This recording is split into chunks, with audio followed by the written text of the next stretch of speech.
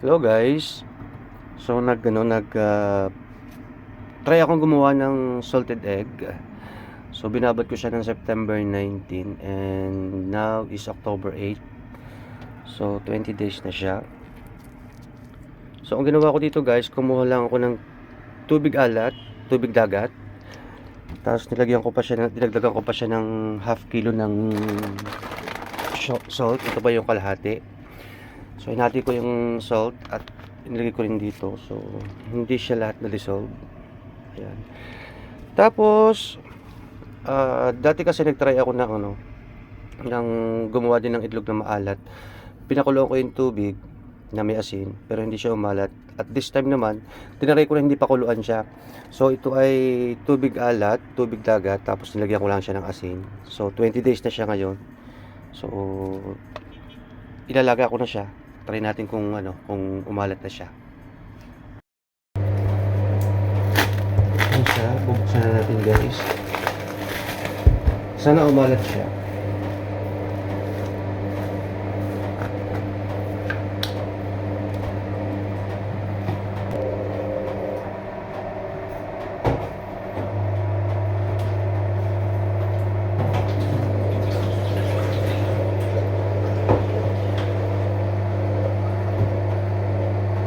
So, ito na guys yung ating itlog.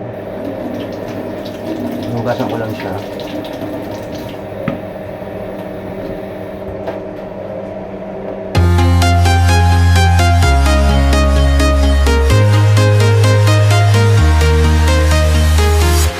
I'm walking alone, the streets are empty. So ito na guys, total 9 na nagawa natin. Kaso nabasag yung isa. Medyo basag yung isa guys. So sobrang alat. So tatry na natin ngayon. Lagyan ng tubig kasi pagka daw salted, lulubog yan. Hindi siya lulutang. Dapat walang lumutang dito. Para masabi natin salted na talaga siya.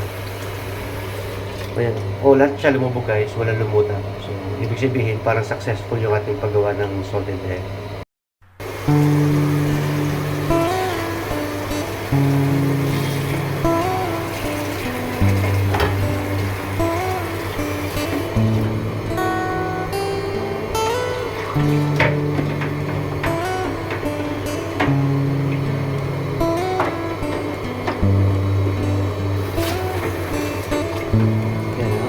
So, dun sa napanood natin, kailangan daw siyang pakuluan muna.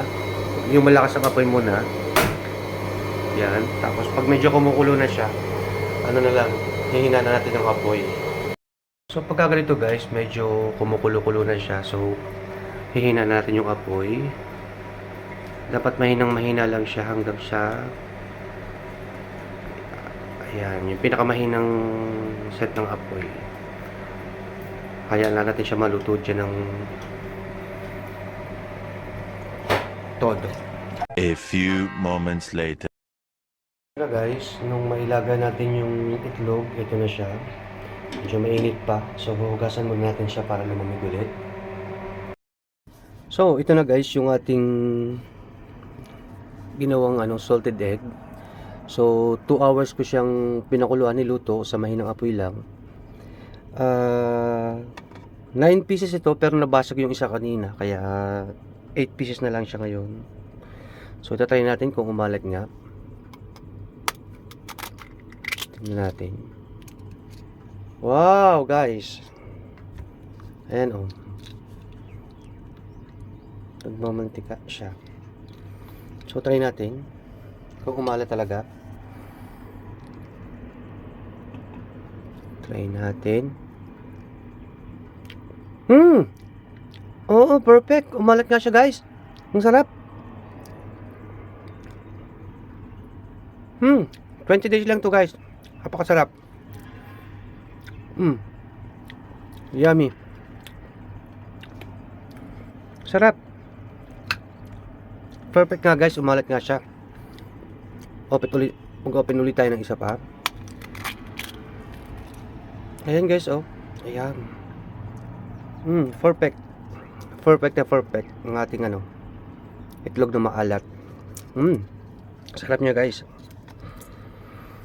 So pwede rin palang gawin na no, na solution yung tubig alat ng dagat natin.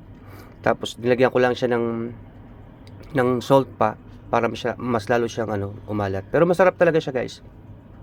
Perfect. So ito na nga guys yung ating ginawang salted egg. So masarap siya. Tinry ko siya at napaka sakto lang yung alat niya.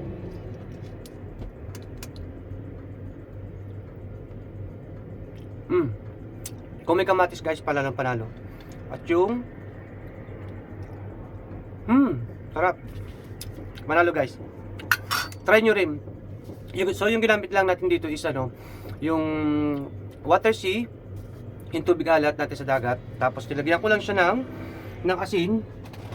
Kasi kumuha ko na 1.5 liter ng tubig ng dagat. Pero kahit hindi ko pala siya lagyan ng dagdagan ng salt, pero kumalat na rin siya. Pero dinagdagan ko pa rin ng half dito. Siguro mga 1/3 siguro, 1/3 nitong 1 kilo. So nilagyan natin siya ng asin. Pero panalo guys, masarap siya. Yung alat niya tama lang sa 20 days. Kung ginawa ko siyang 25 days, siguro mas lalong maalat. Pero ito masarap siya. Pakasarap. So thank you guys for watching. So try nyo rin gumawa ng salted egg. Talagang okay na okay. Bye bye!